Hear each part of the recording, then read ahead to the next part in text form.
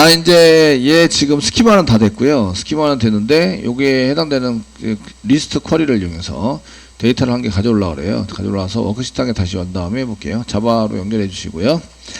자, 이제 여기 메시지 운영 쿼리, 메시지 운영 쿼리를 작성할 건데 그 중에 리스트 운영 쿼리가 하는 게 이제 기능별로 전부 다 구현했을 때 얘가 이제 리스트를 이렇게 뿌려온다. 리스트 기능별로 어떤 기능이 있지 이런 것들을 이제 쓰는데 주로 CRUD 기능이 다 있어요. 그래서 운영 쿼리는 CRUD를 의미해요. 아시겠죠? 저희가 그 인서트 업데이트 델리트 그 다음에 그 업데이트 이거를 의미하기 때문에 거기에 맞춰서 이제 쿼리 짜는 것을 의미합니다. 그래서 기능별로 전부 다 작성을 하셔야 되고요. 리스트를 하셔야 되는데 그럼 셀렉트 하셔야 되죠. 셀렉트.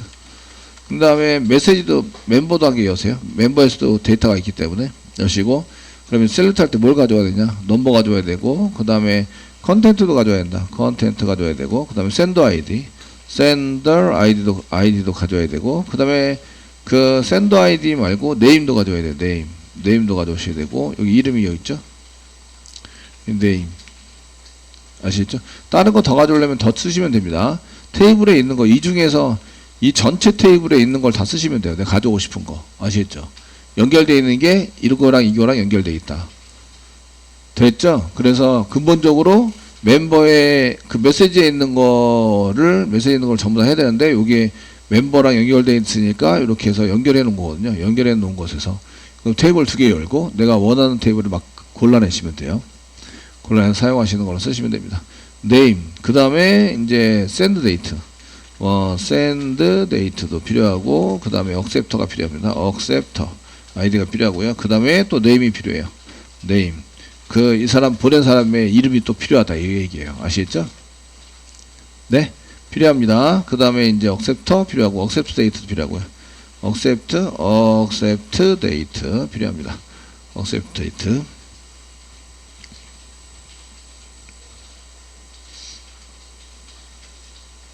되시겠죠? 어디서부터 가져오냐? from 사용하시고요. 얘는 이제 메시지에서 가져오고 그 다음에 콤마 쓰시고요. 멤버에서부터 가져와요. 멤버.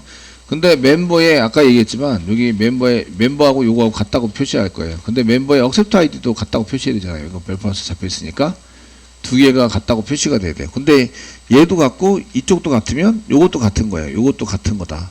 추론적으로 아시겠죠? 그래서 이렇게 만드시면 자기가 자기한테 보낸 것만 가져오게 됩니다. 그래서 이렇게 쓰는 게 아니라 멤버를 두 개를 쓰셔야 돼요. 얘는 send 멤버, 얘는 accept 멤버. 멤버를 두 개를 써서 찾아오는 걸로 쓰셔야 한다. 되셨나요? 예. 그러면 이제 여기도 네임도 있고, 여기도 네임도 있고, 여기도 아이디인데, 이것도 샌더 아이디, 억셉트 아이디도 좀 이상하잖아요. 그죠? 그러니까 이런 내용들에 해당되는 것을 어디 있는지 아셔야 되는데, 메시지는 M이라고 그냥 쓸게요. M. 근데 멤버는 이거 샌더 멤버입니다. 그래서 SM이라고 쓰고, 샌더. 요 뒤에 있는 멤버는 억셉트 멤버입니다. AM이라고 써서 처리를 하자. 이렇게. 됐죠? 그러면은 저희가 샌더 아이디는 이거하고 같은 걸로 이렇게 처리를 하면 되고요. 그 accept 아이디는 이거랑 같은 걸로 처리를 하시면 돼요. 아시겠죠? 그 얘는 테이블이 두 개로 되어 있기 때문에 얘하고는 그 별개로 운영한다. 따로따로 적어졌잖아요. 아시겠죠? 그 테이블이 두 개인 것처럼 운영이 된다. 되시겠죠? 그러니까 이렇게 같고 이렇게 같다고 해서 이렇게 같지는 않다 이런 얘기예요. 같을 수도 있는데 그 조건을 쓸 때 잘 쓰시면 되고요. 아시죠? 되셨나요? 예, 쓰시면 되고요. 이렇게 해서 이제 작성을 해서 사용이 된다 이런 얘기예요. 그럼 이제 여기 어디에 있는 건지 보여주시면 되죠. 넘버는 메시지에 있는 겁니다. M. 그 다음에 컨텐트는 M. 샌더 아이디도 M점에 있는 거 쓰시면 되겠고, 얘 넘버는 여기 SM의 name입니다.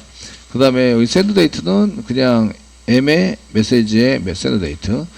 accept ID도 SM의 M의 accept ID. name은 여기는 accept 멤버의 name입니다. 그다음 accept date는 여기 마찬가지로 메시지의 accept date입니다. 됐죠? 되셨나요? 이렇게 처리하시면 된다. 이런 게 좀 기니까 셀렉트 이제 이렇게 PPT 이렇게 작성하실 때 그 샌더하고 억셉트하고 좀 분리해가지고 이렇게 써서 사용을 하시고 엔터 치는 거 무서워하지 마세요. SQL 디벨로퍼에서 엔터 여러 번 친다고 해서 오류 난 건 아니니까 그 보기 좋게 여러분들이 딱 봐서 실수하지 않게 이렇게 하셔야 된다. 아시겠죠? 네, 실수하지 않게만 이렇게 잘 쓰시면 됩니다. 자, 이렇게 써주시고요. 이제 조건을 써요. 이제 여기가 조건 부분인데, 조건 부분은 일반 조건이 있느냐? 조건입니다. 여기가. 조건인데, 일반 조건이 없어요. 일반 조건은 현재 없습니다. 아시겠죠? 그러니까 조인 조건을 사용하셔야 돼요. 일반 조건은 이제 조건이라는 것은 일반 조건 플러스 조건을 먼저 쓰시고요. 그 다음에 조인 조건을 사용한다. 조인 조건. 조건을 사용하세요. 조건. 그 조건이 없으면 생략할 수 있다. 이 얘기죠. 아시겠죠? 그래서 조건이 없으면 생략 가능. 없으면 생략 가능. 그렇기 때문에 일반 조건이 없어요. 외화 문장 쓰시고 조인 조건만 쓰시면 되죠. and로 묶어주세요. primary key, foreign key. primary key 있고 foreign key. 아시겠죠? 그래서 메시지에 ID, accept ID, sender ID와 대소문자 구분 안 하니까 저는 여기 대문자로 썼더니 전부 다 소문자로 해주네요. sender ID와 같아야 한다. 멤버의 그 sender 멤버, 보낸 사람 멤버 테이블의 ID하고 같아야 한다. ID와 같아야 합니다. 이게 조건이죠. and 쓰시고요. 또 그 이쪽에 저희가 그 sender ID 말고 acceptor ID하고 그 AM accept 멤버 테이블의 아이디와 같아야 한다. 세미콜론. 그래서 여기 조인 조건입니다. 조인 조건 밖에 없어요, 현재. 일반 조건이 있으면 and로 묶어주셔야 돼요. and로 묶어줬다. 아시겠죠? 묶어 사용하시는 걸로 쓰셔야 됩니다. 그러니까 조건을 주실 때 일반 조건, 이게 제가 플러스로 썼지만 동시에 만족해야 되니까 and 사용하시고, 그 다음에 조인 조건, 이렇게 해서. 지금은 조인 조건밖에 없습니다. 이렇게 쓰시고 이제 컨트롤 엔터 눌러서 실행해 보시면 여기 acceptor 있는데 accept 2가 빠졌네요. acceptor 여기 어디냐면 삼행부터 돼 있으니까 acceptor ID 여기 있네요. 2가 빠졌어요. acceptor ID. 그래서 실행해 보시면 이렇게 된다. 그래서 여기 보시면 테스트는 홍길동이죠. 어드민은 관리자예요. 어드민은 관리자 맞고 티어는 김지원이 맞습니다. 됐죠? 이렇게 해서 조인할 때는 이렇게 데이터를 한 개로 쭉 이어서 가져올 때 조인. 아시겠죠? 조인 하나의 데이터를 이렇게 쭉 이어서 다른 테이블에 있는 데이터까지 쫙 이어가지고 가져올 때 조인을 한다. 이렇게 얘기를 해주고요. 그 다른 테이블에 있는데 얘를 두 개의 데이터를 합쳐야 한다. 그리고 유니온 사용하시거나 아시겠죠? 유니온을 이용해서 사용하시거나 유니온 or 이렇게 쓰시면 그 같은 데이터는 배제하고 근데 두 개 다 같은 데이터는 없을 거라고 생각을 하면 이제 그냥 유니온 해가지고 테이블인데 단 그 항목 이름이 전부 다 같아야 돼요. 틀리면 두 개 세 개로 생기거든요. 분리해서 그래서 같은 이름으로 지어져서 사용하시면 같이 분리해서 조인이 되고요. 지금 같은 경우에는 데이터를 이렇게 하나로 한 줄로 쭉 만들어서 가져온 것을 조인이라고 얘기를 하고요. 그래서 여기 테이블이 다르지만 여기 이제 테스트는 사람이 홍길동, 어드민 사람은 관리자 이런 식으로 잘 불러온 걸 볼 수가 있으세요. 여기 acceptor date는 여기 널이라는 얘기는 읽지 않았다, 아직 읽지 않았다 이런 얘기가 되는 거죠. 대시했죠? 읽지 않아서 처리가 됐다.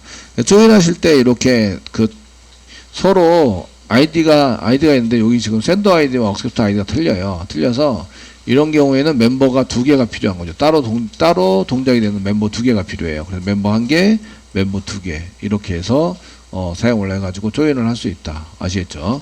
그래서 이름을 다르게 이게 같은 이름으로 얘를 처리하면 안 되니까 이름을 다르게 붙여서 이렇게 SM이다, AM이다 다르게 붙여서 두 개 독립적인 테이블처럼 이렇게 동작을 시켜서 사용을 할 수가 있다.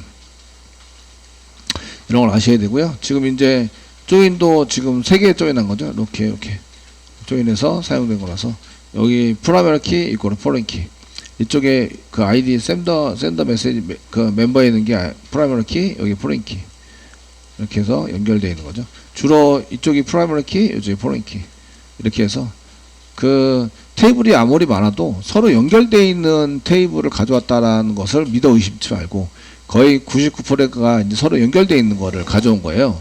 아시겠죠? 그래서 프라이머리 키, 포린 키로 보통 지정이 돼서 사용이 되고 있고요. 그래야 이제 데이터가 똑같은 게 한 개만 나오게 되는 건데, 이게 두 개, 세 개 나와야 한다. 이럴 때는 이제 그 프라이머리 키가 아닌, 주목 유니크가 아닌 데이터도 조인을 할 수 있어요. 그럼 데이터가 여러 개가 나오기 때문에 그런 경우에는 거의 드문 경우다. 이렇게 보시면 되고, 아시겠죠? 거의 99%는 다 저렇게 조인을 할 수 있는 거예요. 그 조인 조건을 써라 그러면은 테이블마다 프라이머리 키 이꼬르 포린 키, 프라이머리 키 이꼬르 포린 키를 지정한다. 테이블이 3개예요. 3개면은 프라이머리 이꼬르 포린 키가 몇 개 나와야 돼요? 2개, 마이너스 1개. 테이블이 5개예요. 그럼 프라이머리 키, 포린 키가 몇 개 나와야 돼요? 4개. 4개 나오셔야 된다고요. 아시겠죠? 되셨나요? 네? 서로 연결되어 있는 걸 쓰면 프라이머리 키 이꼬르 포린 키를 서로 연결되어 있는 것끼리 전부 다 나열하면 되는데, 엔드로 4개를 묶어주시면 돼요. 아무 생각이 없어요. 맨 처음에 할 때는 어려운데 그 다음부터 할 때는 그렇게 어렵지 않아요. 이런 게 되시겠죠? 예. 그래서 맨 처음 할 때나 이런 게 이제 이게 너무 어렵고 힘들고 어떻게 하지 고민되고, 심지어는 밥도 못 먹고 이렇게 했지만 프로젝트 하면서 잠도 못 자고 밥도 먹고 이렇게 했지만, 그 자꾸 하시다 보면 별거 아니네. 그러면서 이제 프라이머리 키, 포린 키 이어서 주시면 되는구나. 필요한 테이블을 쭉 쓰시고, 테이블이 서로 연결돼 있는 경우에 테이블이 3개입니다. 그러면은 그 프라이머리 키, 포린 키 지정하는 게 2개, 마이너스 1개입니다. 마이너스 1개. 마이너스 1개. 테이블이 4개 있습니다. 그러면 프라이머리 키, 포린 키가 3개. 3개가 나와야 돼요. 아시겠죠? 3개 나와서 처리가 돼야 되고, 그래서 이런 것들을 이제 보편적으로 나와서 이제 아무 생각 없이 그냥 프라이머리 키, 포린 키 막 쓰기 시작하는 거죠.